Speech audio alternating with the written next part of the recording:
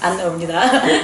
오늘 말씀을 제가 준비를 했는데 아침에 캠프를 준비하다 보니까 조금 날라갔어요.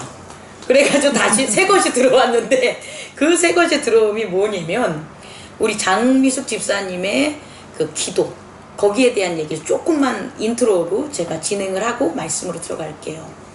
하늘에 있는 하나님의 나라와 이 땅의 나라와 다릅니다 라고 말을 이제 하신 거예요. 그러니까 기도를 하신 거예요.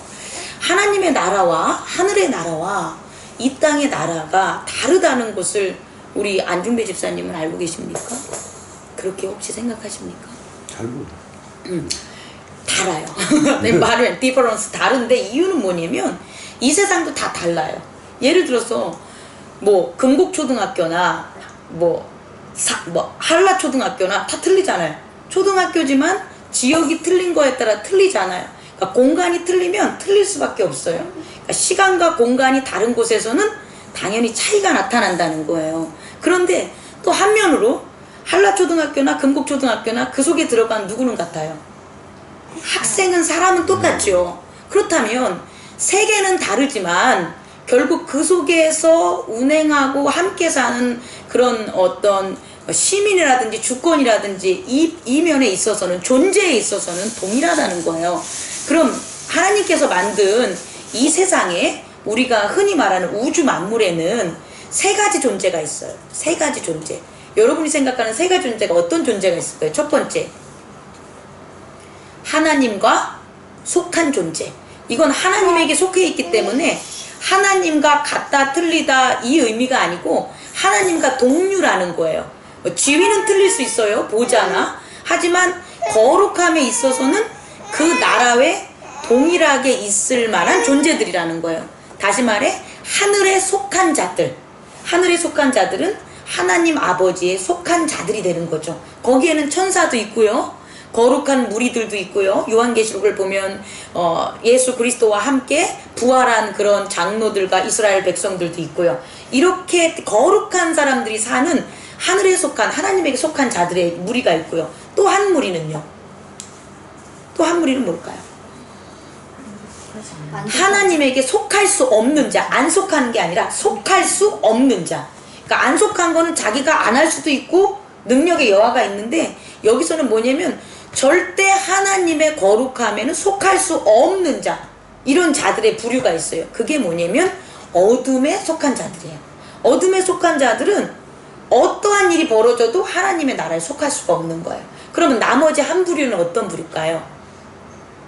바로 우리와 같은 이 세상이라는 거예요. 다시 말해 하나님께서 창조했는데 하나님에게 속할 수 없는 죄를 져서 하나님에게 지금은 속하지 않지만 살고 있는 것이, 하지만 앞으로 하나님에게 속할 수 있는 잠재적인 구원과 가능성이 열려있는 자들, 그게 바로 우리와 같은 사람들이죠. 근데 우리와 같은 사람은 하나님에게 속할 사람으로 열려도 있지만 그거와 반대로 또 어떻게 되냐? 그렇게 하나님에게 속하지 않으면 어둠에 속할 수 있다는 거예요. 그러니까 잠재적으로 어둠에 속할 수도 있는 두 가지 5월에 위치해 있다라는 거예요. 그게 우리 이 땅의 삶이라는 거예요. 그래서 이 땅의 삶은 사실 눈에 보이는 우리의 캐릭터, 저의 모습이나 우리 안 집사님이나 유 집사님이나 장 집사님이나 이 집사님, 이 선생님이죠. 이 선생님이나 이런 모습으로 이렇게 보이지만 사실 이 육체의 뒤에 있는 내면의 실제적 세계에는 하나님의 창조물인 영이라는 거예요. 그런데 이 영이 이제 선택을 하는 거예요. 우리에게 하나님께서 자유의지를 주셨기 때문에 아담을 만들 때 너가 나의 가르침을 따라서 소망의 세계인 나의 세계로 오는 거예요. 그럼 나의 세계로, 하나님의 세계로 우리가 가려면 반드시 없어져야 될 게 있어요. 그게 뭘까요? 그게 육체라는 거예요. 이 육체라는 것 자체가 죄의 상징이에요. 어떻게 말하면 죄예요. 불교에서는 육체를 죄라고 하고 다른 종교에서도 육체를 죄라 그래요. 다시 말해 죄를 저지를 수 있는, 실행할 수 있는 어떤 물리적인 형태가 육체이기 때문이에요. 영이 생각해도 영이 실행을 하진 않잖아요. 우리 사회에서 예를 들어서 도둑질을 한다고 치면 생각이 시켜도 결국은 그것을 실행하는 게 뭐가 되냐면 육체가 되는 거예요.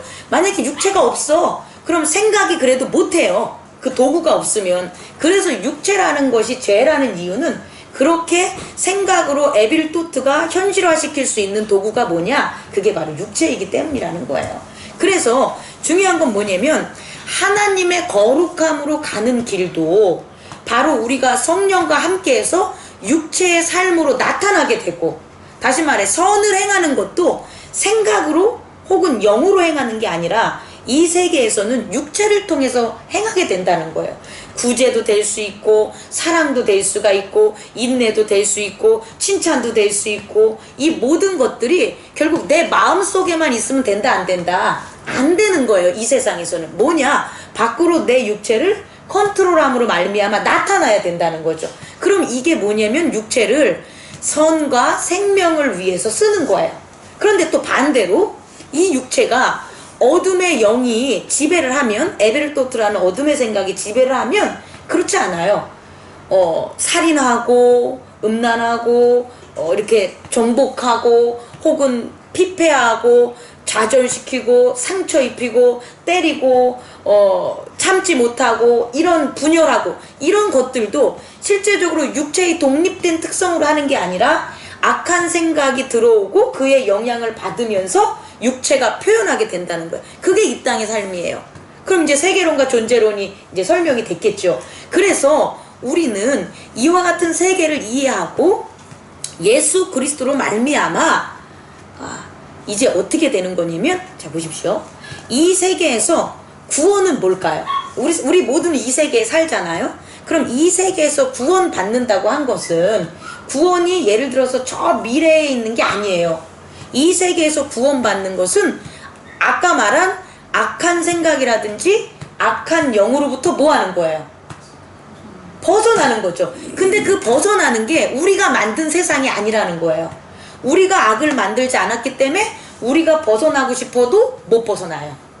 왜냐면 우리가 만든 거라면 우리가 벗어날 수 있어요. 부수거나. 근데 악이라는 세계는 우리가 만들지 않는 영의 세계이기 때문에 육체가 있는 우리는 그것을 갖다가 이길 수가 없는 거예요. 그래서 뭐를 짓냐? 죄를 짓는 거예요. 그러면 가장 중요한 건 구원이라는 건 뭐냐면 이 악과 어둠으로부터 뭐 하는 거? 벗어나는 걸 지금 현재에 살고 있는 우리에게 주어진 게 구원이라는 거예요. 그래서 그 구원은 뭐냐?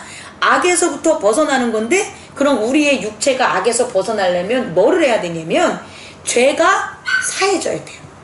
죄라는 것이 사해지지 않으면 절대 벗어날 수가 없어요.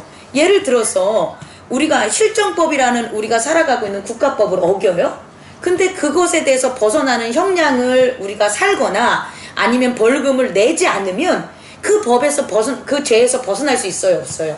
없지요. 그래서 내가 어디에 숨어 있어도 계속해서 나를 잡으러 오는 그런 세력이 있을 거 아니에요.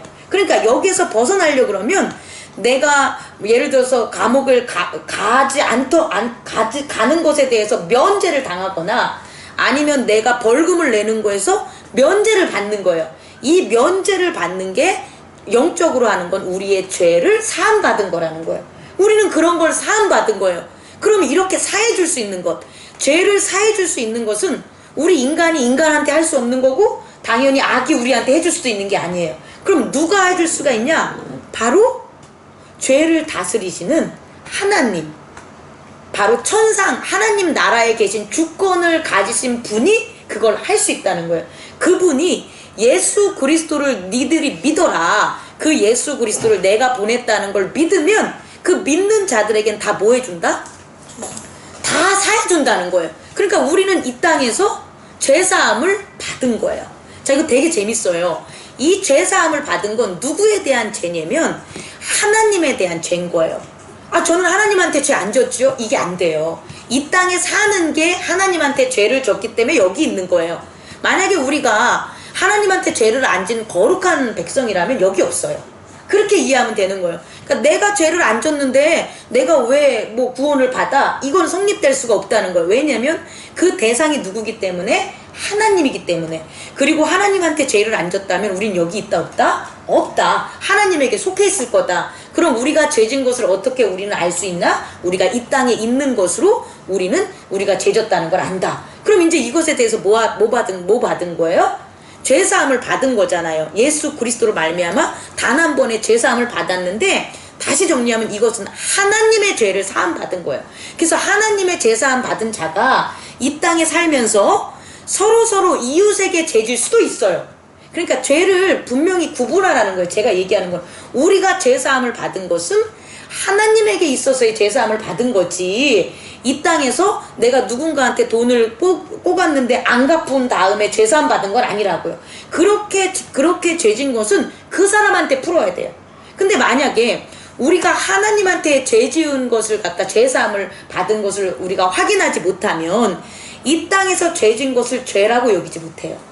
다시 말해, 죄를 이 땅에서 짓는 사람들, 예를 들어서 누구를 때리는 사람들은 자기가 죄 짓는다고 해서 때리지 못해요. 죄 짓는다고 생각하면 안 때리지. 죄 짓는다고 생각하면 물건을 훔치지 못해요. 물건을 훔치는 게 너무나 당연한 거예요. 그리고 나는 그래도 돼 라고 하기 때문에 그 사람들은 물건을 훔치는 거예요. 전쟁도 마찬가지고, 살인도 마찬가지고, 사소한 거짓말도 마찬가지예요.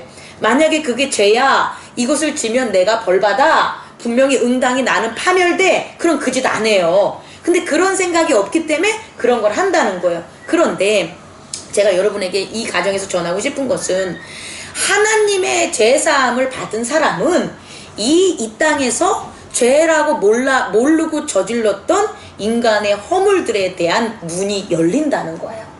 그래서 그 눈이 안 열리고 닫아놨기 때문에 어둠에 종살이를 했던 거예요. 그동안 보지 못해서 어둠 속에서 그런 삶을 살고 기쁘지 못한 삶을 사는 건데, 하나님이 예수 그리스도로 말미암아 죄를 사해 주면 죄에 대한 눈이 열리기 때문에 그런 것 한 것에 대한 회개가 와요.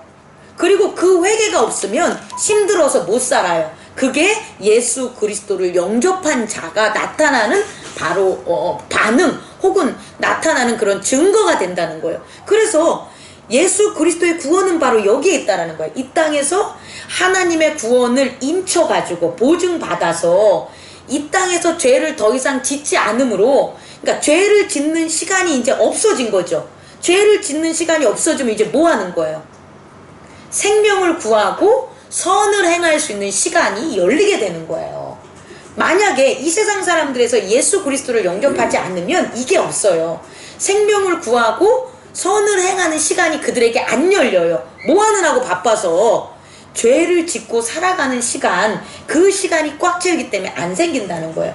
다시 말해, 예수 그리스도를 믿으면 구원을 받고, 구원을 받은 사람은 어떻게 해야 되냐? 하나님의 나라에 들어갈 수 있는 스타트, 믿음의 출발점의 삶을 살아간다는 거예요. 여기서 그게 한 살부터 한 아이나 아니면 하루면 돌아가실 사람이나 똑같아요.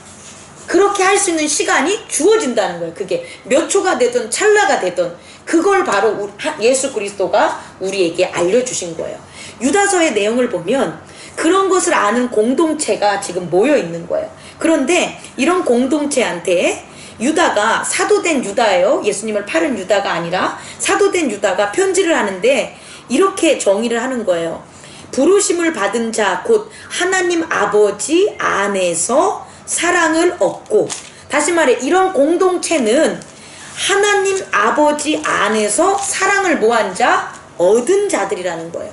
또 하나는 예수 그리스도를 위하여 지킴을 받은 자라는 거예요. 누구가 지켜준 거냐? 하나님이 지켜준 거예요. 우리가 착각하는 것 중에 하나가, 교회에 나와서 하나님의 백성이 되면 자기가 뭔 일을 하는 걸로 착각을 해요. 사실은 우리가 하는 일 없어요. 또 우리를 위해서 하나님이 뭔 일을 한다고 착각해요. 그렇지 않아요. 우리는 없어지는 거예요. 우리의 에고는 없어지고, 누구를 위해서 하냐? 예수 그리스도를 위해서 하나님이 우리를 사랑해 주는 거예요. 그리고 예수 그리스도를 위하여 우리를 지켜주는 거예요. 그러니까 우리는 결국 뭐냐면 예수님을 알기 전에 있는 독립된 우리의 개별적인 사람이 아니라 예수 그리스도와 함께 있어서 예수 그리스도의 구원의 도를 완성하는 교회의 모습으로 바뀐 자들이라는 정체성이 되는 거예요. 근데 여기에서 우리가 멀어지면 자꾸 개인적인 기도를 해.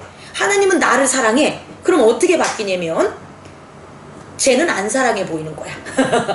왜냐면 사랑하는 나와 사랑받지 않는 쟤가 구별돼요. 그래서 교회에 와서 분열이 되는 거예요.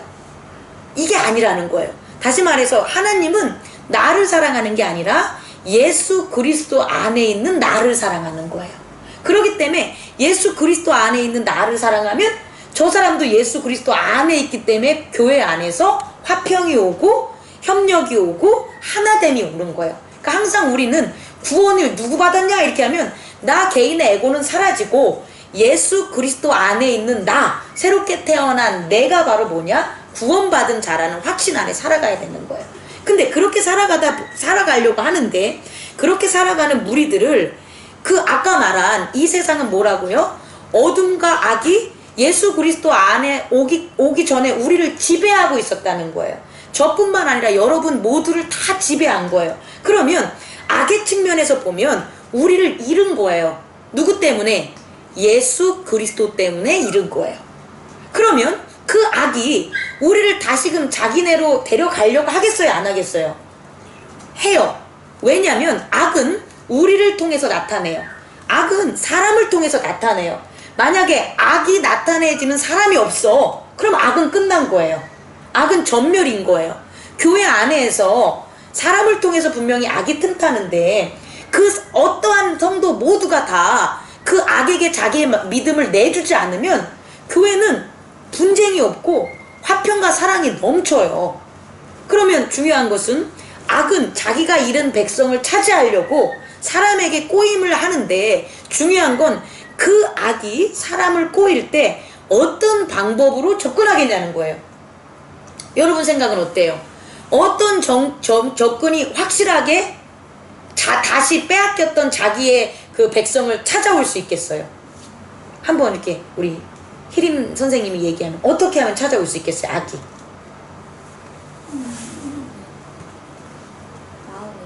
그렇죠. 마음에 오는데 예수 그리스도로 말미암아 빼앗긴 거잖아요. 그렇기 때문에 예수 그리스도를 비방해요. 이게 진리예요. 악은 우리 개인의 캐릭터로 못 넘어가요. 왜냐면 우린 개인의 캐릭터는 항상 그래 왔어. 그런데 그게 아니라 새로운 걸로 우리의 영을, 믿음의 은혜 받은 것을 없애려고 한다는 거예요. 예전에 있었던 개인적인 그런 즐거움을 빼앗는 게 악이 아니에요. 그리스도 안에 있는 우리들은 이미 하나님의 은혜와 진리를 경험했단 말이에요. 그러면 악이 우리를 빼앗으려면 은혜와 진리에 경험된 것을 다시 가져가야 돼요. 없어지게 해야 돼요. 그럼 그 없어지게 하는 방법이 뭐냐 봤더니 예수 그리스도를 불신하게 하면 되는 거예요. 다시 말해, 예수 그리스도가 너희를 구원하지 않았어. 딱 한 방법. 구원은 그쪽에 있는 게 아니야. 예수 그리스도 말고도 다른 구원이 있어 라고 해서 예수 그리스도의 구원을 부정하게 되는 게 첫 번째 방법. 두 번째 방법은 뭐냐면 예수 그리스도의 구원을 잘못 가르치는 거예요. 왜곡되게 하는 거예요. 잘못되게, 왜곡되게. 이게 발람의 죄예요. 발람이 이스라엘 백성을 잘못되게 만들어서 하나님을 잘못 섬기게끔 타락하게 만들려고. 그러니까 다시 말해 예수 그리스도의 구원의 도를 왜곡하게 전하는 거예요. 그러니까 이 두 가지 방법밖에 없어요. 교회 공동체가 무너지거나 교회에 예수 그리스도를 영접한 자들을 갖다가 유혹하는 방법은 이 두 가지 방법밖에 없다. 하나는 예수 그리스도 외에 구원의 도를 가르치는 거고, 또 하나는 예수 그리스도의 구원을 가르치는데 잘못된, 왜곡된 도를 가르친다는 거예요. 그게 역사적으로 쭉 초대교회 이해에 계속 나타나고 있는 거예요. 그래서 뭐냐면 종교의 분화를 보면 기독교인데 무늬만 기독교인 거예요. 기독교가 아니야. 지금 보면 천주교, 불교 여러 사람들 모여가지고 한 하나님을 섬긴다고 하는 그 유대교, 이슬람교, 하나님은 동일해요. 여기서 지금 제가 말씀하는 그 교 중에 하나님 안 섬기는 교가 하나도 없어요. 다 하나님이야. 하늘님이든 하나님이든 하늘에 있는 신을 섬기는 거예요. 그런데 이들이 안전하는 게 뭐냐? 예수 그리스도의 구원이라는 거예요. 이해하셨죠? 지금의 정말 무슨 몇 대 종교가 다 하나님을 전하는데 석가모니도 사실은 하늘에 계신 하나님의 존재를 갖다 그렇게 나타낸 거예요. 단군도 마찬가지예요. 하나님을 전한다고 하는데 이들 모든 종교는 누구를 제외했다? 예수 그리스도를 제외했다. 이게 바로 구원의 다른 도를 전하는 이 말씀에서 있었던 예수님께서 우려했던 상황을 지금 얘기하는 거예요. 두 번째 형태는 뭐라 그랬죠? 좀 아까 제가 예수 그리스도를 믿는다고 하는데 예수 그리스도가 구원의 도에 있다고 하는데 왜곡되게 하는 거예요. 다시 말해 예수 그리스도의 구원의 도는 십자가밖에 없어요. 여기서 이 십자가는 내 에고, 내가 예수 그리스도 안에 갈 때 내가 버려야 될 내 개인적인 육체적인 특성들, 그런 욕심들, 그런 습관들, 그것을 십자가에 버려야지 갈 수 있다는 걸 예수님이 가르쳐 줬는데 그렇게 안 전하는 거예요. 그것 이씨도 갈 수 있다라는 거예요. 육체적으로 여기서 살아도 육체적으로 먹을 거 다 먹고 행할 거 다 하고 놀 거 다 놀아도 너네도 구원받을 수 있어. 이런 도를 전하는 거예요. 또 하나는 십자가 아닌 율법을 전하는 거예요. 예를 들어서 11조를 잘내, 혹은 뭐 너네가 구제를 잘해, 너희가 뭐 이런 율법에서 이런 계명들을 잘 지켜, 그러면 너희들은 구원을 받을 수 있어. 왜? 예수 그리스도가 율법을 갖다가 예수 그리스도 율법을 얘기했잖아. 성경에도 율법이 나오잖아. 이렇게 전하는 게 왜곡되게 전한다는 거예요. 구원의 도는 성경을 아무것도 몰라도 예수 그리스도가 우리를 하나님의 아들이고 그가 부활하심으로, 십자가와 부활하심으로 우리를 구원했다, 이것만 믿으면 되는 거예요. 그래서 글자를 모르는 자도 이것만 믿으면 당연히 구원받는 거예요. 그거와 상관없다는 거예요. 중요한 것. 그래서 이러한 두 가지 도로 우리를 갖다가 이 땅에서 구원받은 그런 하나님 나라로 갈 사람들을 유혹한다는 거예요. 마지막 때에 누가? 바로 어둠이. 어떻게? 총공격으로. 그렇게 총공격으로 우리를 그런 두 가지 유형으로 이렇게 유혹을 하는데, 그 유혹에 있어서 우리는 어떻게 해야 되냐? 교회라는 공동체를 통해서 이겨내자라는 거예요. 어떨 때까지? 육체가 죽을 때까지. 육체가 죽고 영혼이 성령과 함께 거듭남으로 하나님 나라 가기 전까지는 교회 공동체를 통해서 여기서 말한 것처럼 하나님이 사랑하고 지키심을 받는 그곳으로 가라라는 게 바로 이 신약 성경의 요체예요. 그래서 우리는 이 내용들을, 유다서를 이제 중간에 본론을 보면 그와 같은 여기서 나온 건 뭐냐면 바로 이런 거죠. 8절에 보면 꿈꾸는 사람들이 들어왔다는 거예요. 꿈꾸는 사람들이 들어와가지고 그와 같이 육체를 더럽히며 권위를 업신여기며 영광을 비난하도다. 교회에 들어왔는데 그들은 뭐하냐면 육체를 더럽힌다는 건 하나님을 예수 그리스도의 구원의 도를 믿는 사람이 육체를 정결하게 하고 선과 생명을 실천하는 곳에 해야 되는데 그렇지 않는 곳에 쓰게 하는 것. 또 하나는 권위를 업신여긴다는 것은 예수 그리스도의 권위를 업신여기니까 다른 것에 대한 중요성, 예수 그리스도보다 권위가 다른 것에 있는 것을 얘들은 이제 하는 거죠. 그리고 영광을 비방하는 건 뭐냐면 예수 그리스도 안에 살고 있는 우리는 영광받은 자인데 그 영광을 부정하는 거예요. 예를 들어서 유대인들이 이런 거죠. 야, 너는 창녀였잖아. 야, 너는 세리였잖아. 네가 왜 영광을 갖니? 넌 영광되지 않아. 넌 오늘도 일하고 있잖아. 우리는 일하지 않고 율법을 보고 있잖아. 근데 네가 왜 영광이야? 이렇게 얘기한다는 거예요. 이렇게 예수 그리스도의 영광을 뭐한다? 비방하는 것. 이게 세 가지가 바로 뭐냐? 다시 말해서 사단이 교회 안에 있는 사람들을 유혹하는 방법이라는 거예요. 다시 정리할게요. 첫 번째는 뭐라고요? 육체를 더럽히게 하는 것. 육체가 더럽혀지면 안 돼요. 왜냐면 우리의 에고는 육체가 있는 동안은 육체의 영향을 많이 받기 때문에 내가 더러우면 하나님 앞에 못 나가요. 예수 그리스도가 죄를 사해줬어도 내 스스로 내가 더러웠다고 생각을 하면 오히려 하나님 앞에 나아가서 회개를 해야 되는데 그렇지 않고 숨고 도망치고 회피한단 말이에요. 그래서 육체를 더럽히지 않아야 되는 게 우리인데 이렇게 육체를 더럽히는 것을 유혹하는 거예요. 그런 것들이 바로 뭐다? 어둠의 유혹이 하나의 증거다. 두 번째는 뭐냐? 권위를 업신여긴다. 여기서의 권위는 예수 그리스도의 권위, 교회의 권위. 야, 내가 세상에서 이렇게 했는데 이게 더 맞아. 이렇게 하는 게 훨씬 더 우리 효율적으로 교회를 잘 세우는 거야. 이렇게 하는 게 권위, 예수 그리스도의 권위를 업신여기는 거예요. 교회는 무조건 예수 그리스도의 권위 안에 살아야 되고 그의 백성들도 예수 그리스도의 권위가 일법이 되는 거예요.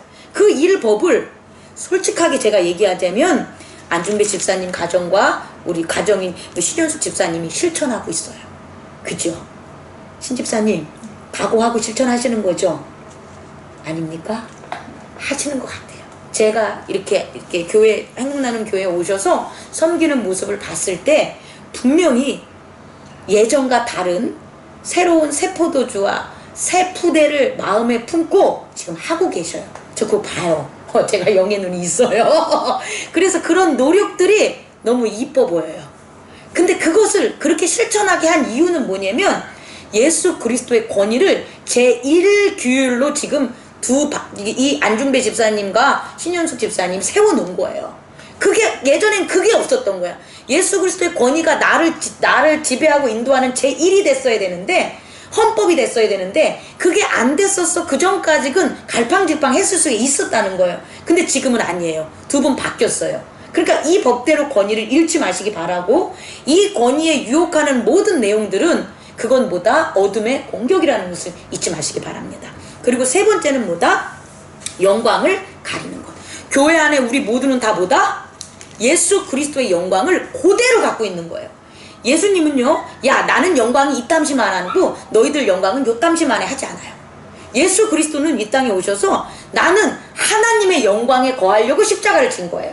그러니까 하나님의 영광과 예수 그리스도의 영광은 동일해요. 또 예수 그리스도의 영광과 그 안에 있는 우리의 영광은 동일해요.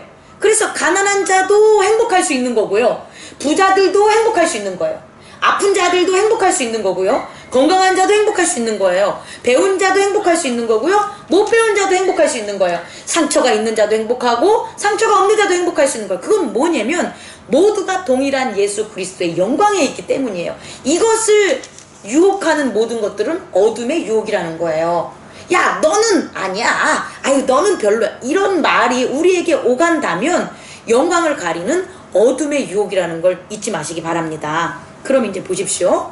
이런 걸 이제 내가 다 알았어. 그러니까 이제 어떡하냐, 내가 그래 죄 안 질 거야, 나 육신에 정결해야지, 육신에 정결하자, 육신에 정결하자, 육신에 정결하자, 이렇게 한다고 지켜지는 게 아니라는 거예요.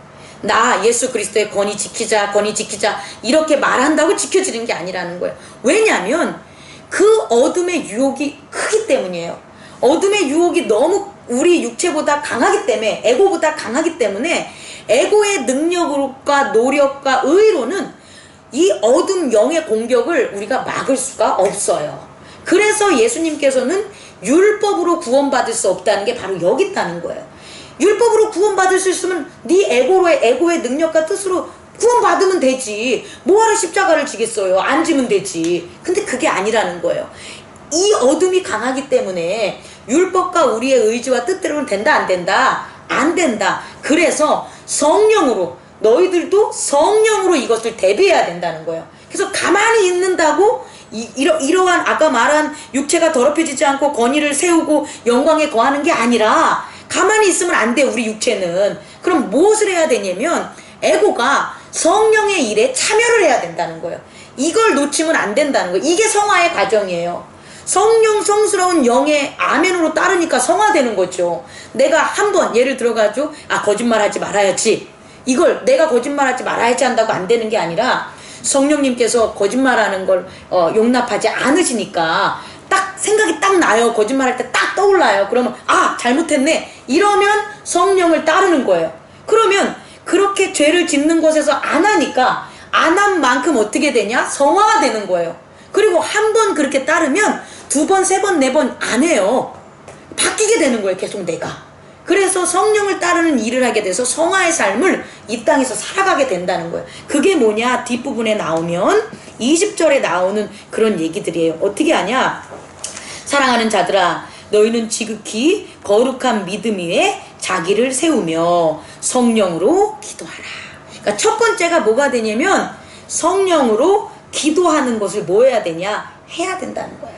성령으로 뭐 하자? 기도하자. 이거는 어떤 특정한 교회 안에서 하는 기도도 되지만 매 순간 어떤 일을 결정하고 따를 때에 내 마음에 꺼리낌이 있는 것이 있다면 기도하시면 돼요. 그 꺼리낌을 알게 하는 게 양심이고, 양심은 보편적인 성령님께서 보편적인 모든 사람에게 들려주는 얘기예요. 근데 이 양심이 아닌 믿음의 얘기는 더 강해, 이런 거예요. 양심의 소리는, 성령께서 들려주는 양심의 세계는 안 들어도 그냥 아프지 않아, 마음이. 그런데 믿음이 있는 자는 성령이 얘기해 줄 때 안 들으면 아파, 상처 입고 바로바로 역사가 나타나요. 이건 믿음이 있는 자에게 나오는 거예요. 근데 아직 믿음이 높지도 않는데 그렇게 만들면 하나님 힘들어서 못 따라가요. 그러니까 성령님은 믿음이 연약한 자는 연약한 대로 부드럽게 인도해 주신다는 거예요, 개인에게는. 그리고 교회 공동체는 또 어떠한 사람들과 만남을 통해서 계속해서 위로받고 이렇게 돌이킬 수 있는 시간들을 다 주신다는 거예요. 자, 그 다음에 첫 번째는 뭐라고요? 우리가 해야 될 게 자신을 세우고 성령으로 기도하자. 21절은 두 번째는 뭐냐면 하나님의 사랑 안에서 자신을 지켜 영생에 이르자가 두 번째예요. 다시 말해 뭐냐면 사랑 안에서는 이거예요. 잘 보세요. 나는, 따라해보세요. 나는 하나님의 사랑을 받았다. 하나님의 사랑을 받았다. 이걸 잊으면 안 돼요. 어느 누구의 사랑보다 그리스도의 믿음 안에 있는 사람은 이것을 잃었을 때 힘들어해요. 근데 이것 안에서 살아가게 되는 거예요. 그러니까 그러니까 남편의 사랑, 아내의 사랑, 형제의 사랑, 뭐 돈의 사랑, 그 다음에 일의 사랑, 이런 것을 뛰어넘는 하나님의 사랑이 여러분에게 있다라는 거예요. 하나님은 예수 그리스도와 언약했기 때문에 변하지 않아요. 우리 인간은 나 너 사랑해, 네가 나 밥 사주니까 사랑해, 네가 나한테 잘해주니까 사랑해, 이렇게 딱 변하죠. 밥 안 사주고 이거 잘 안 해주면. 근데 하나님의 사랑은 안 변해요. 하나님의 사랑은 예수 그리스도를 믿는 모든 자에게 동일해요. 그리고 영원해요. 그러니까 그 사랑만 느끼면 우리가 뭘 할 수가 있냐? 나를 지킬 수가 있는 거예요. 어디로부터? 어둠으로부터. 그러니까 이게 두 번째 노력이 되는 거예요. 나는 항상 아침에 일어나면 하나님의 사랑받는 자야. 또 나의 가족에게 어떻게 해줘요? 당신은 하나님의 사랑받는 자야, 사랑해, 이렇게 전하라는 거예요. 이게 끊임없이 우리를 지킨다는 이 노력을 교회 공동체는 다 해야 된다는, 이게 두 번째. 세 번째는 뭐가 되냐면 우리 주 예수 그리스도의 긍휼을 기다려라. 그 20절 연결해서 어떤 의심하는 자들을 긍휼히 여겨라. 이건 뭐냐면요, 주기도문에 나오는 너희가 남의 죄를 사해준 것처럼 우리의 죄를 사해준다는 이 얘기예요. 죄를 사해주는 이유는 하나밖에 없어요. 뭘 것 같아요? 긍휼해서예요. 예수님께서, 하나님께서 우리를 구원해준 이유는 긍휼했기 때문이에요. 왜? 내 새끼니까. 내 새끼가 어둠의 새끼가 되는 게 싫은 거예요. 다른 이유 하나도 없어요. 그냥 긍휼한 거예요. 그래서 우리를 구원해준 거예요. 그래서 우리는 긍휼함 때문에, 다시 말해서 나의 노력과 의 때문에 구원받은 게 아니라 어둠에 속해 있는 우리의 모습을 하나님께서 긍휼히 여겨서 우리를 구원해 준 거예요. 그러니까 우리는 긍휼함을 받은 자예요. 그걸 잊으면 안 돼요. 또 하나, 우리가 긍휼을 받았기 때문에 의심하는 자, 걱정하는 자, 이런 자들을 우리가 뭐 해야 돼요? 긍휼히 여겨줘야 되는 거예요. 왜냐면 내가 하나님께 긍휼을 받은 걸 어떻게 증명이 되냐? 내가 남을 긍휼히 여기는 내 마음을 보고 증명이 되는 거예요, 이 세상에서는.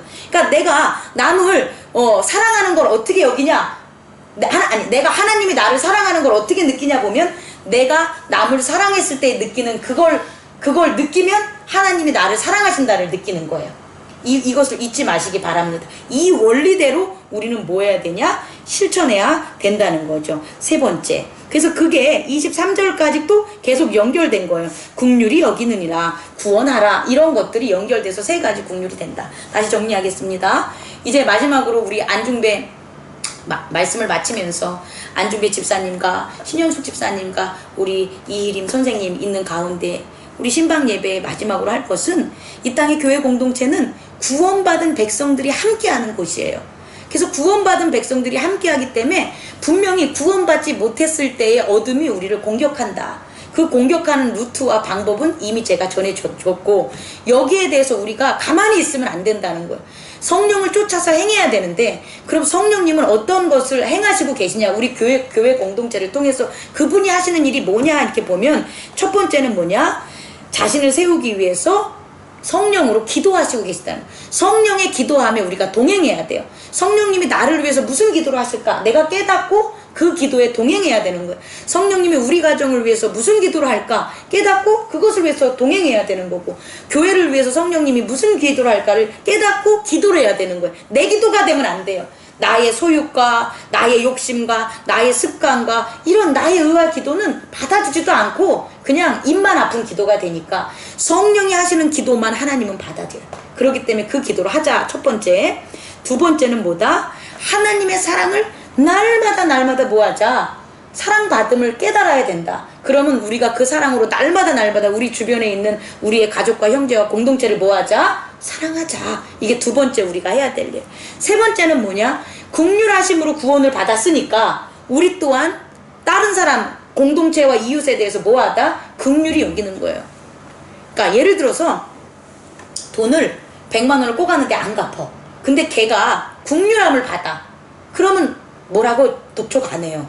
근데 긍휼한 게 아니라 아주 못돼 처먹은 거야. 그러면 긍휼함을 못 받으니까 어떻게 돼요? 사함을 받지도 못하고 연장되지도 못하는 거죠. 이런 거예요. 원리가 동일하다는 거예요. 우리가 남한테 하는 그런 것처럼 우리도 하나님에게 있어서는 그런 동일한 그런 패턴으로 진행이 된다는 거죠. 그러니까 그걸 잊지 마시고 우리가 구원받은 것에 대한 긍휼한 그거밖에 없어요. 다른 사람들을 용서해 주는 건 내가 용서받았으니까 해주는 거지 다른 이유는 없다라고 해서 구원의 도를 함께 전하는 저와 여러분이 되기를 원합니다. 안중배 집사님 가정 되기를 원합니다. 제가 축복의 기도를 해드리겠습니다. 도와주시기 바랍니다.